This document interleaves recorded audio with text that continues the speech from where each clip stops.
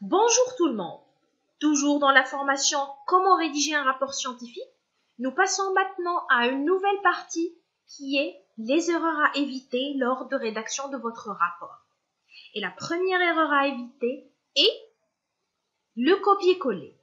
Car, même si vous prenez une idée d'un ancien rapport de stage, d'un rapport ou d'internet, essayez de reformuler les phrases pour ne pas tomber dans le plagiat. Le plagiat, c'est quoi? C'est l'art du copier-coller. C'est aussi une faute d'ordre moral ou civil ou commercial qui peut être sanctionnée ou pénale. Elle consiste à copier un auteur ou accaparer l'œuvre d'un créateur dans le domaine des arts sans le citer ni le dire. Le plagiaire est celui qui écrit le plagiat. C'est celui qui s'appuie indûment ou frauduleusement tout ou une partie d'une œuvre littéraire, technique ou artistique. Le plagiat diffère de l'art de pastiche. Il consiste à imiter ou à calquer les codes ou les figures d'expression d'un auteur dans le but d'ironie, d'humour ou de dérision. Dans le domaine scientifique, l'autoplagiat ou publication redondante est prohibée. Afin de détecter un éventuel plagiat, la première solution consiste à chercher sur un moteur de recherche des mots ou des phrases clés du texte en question, afin de voir si l'on retrouve un texte potentiellement plagié. Il existe aussi plusieurs logiciels pour la détection du plagiat qui sont en outre apparus ces derniers temps. Une autre erreur à éviter, c'est les erreurs d'orthographe.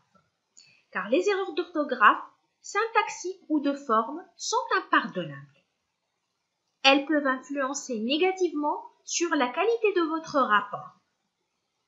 Elles montrent aussi un manque de concentration et d'engagement dans le travail qui peuvent être à l'origine des pires notes. Faire des fautes d'orthographe indique que vous n'êtes pas sérieux dans votre travail et vous manquez du respect à votre rapport. Autre erreur, c'est d'éviter de bâcler, car pensez à soigner le fond comme la forme en travaillant sur le confort de lecture, l'organisation et si vous avez le temps, l'aspect général en tentant d'adapter la présentation au contenu. Essayez aussi d'éviter les erreurs dans la bibliographie. C'est les erreurs de contenu, vérifiez tout ce que vous écrivez, ne pas écrire des parties trop détaillées ou au contraire souffrant d'un manque d'explication. Il faudrait d'ajouts des détails, des exemples, etc. Là, essayez d'être modéré. Ne pas trop détailler le travail pour entrer dans le hors-sujet et au contraire ne pas être en manque. Si vous sentez le manque, essayez de détailler à travers des exemples pour mieux comprendre le sujet. Évitez les confusions des propos, veillez à être clair, compréhensible, relisez-vous et lisez votre travail à quelqu'un d'autre.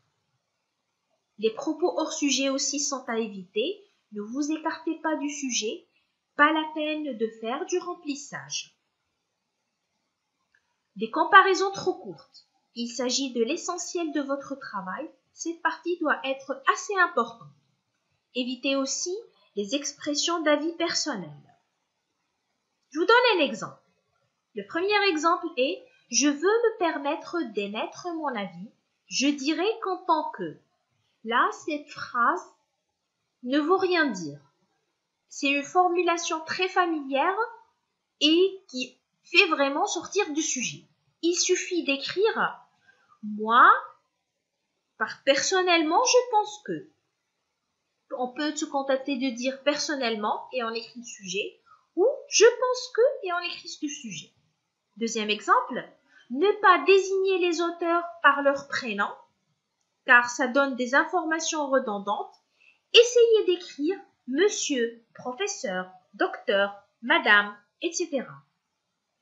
Autre erreur à éviter, c'est de faire les interprétations abusives, déviant de l'objectif de votre travail ou des erreurs de contenu. Essayez aussi d'éviter les abréviations, les tirets et les flèches. Toutes les phrases doivent être entièrement rédigées et les liens entre les idées doivent être exprimés par les mots. Autre chose, c'est les imprécisions de vocabulaire et de style, d'inadéquation au niveau de la langue. Essayez d'éviter les répétitions, les phrases mal construites, les verbes inadéquats ou les passe-partout. Et merci.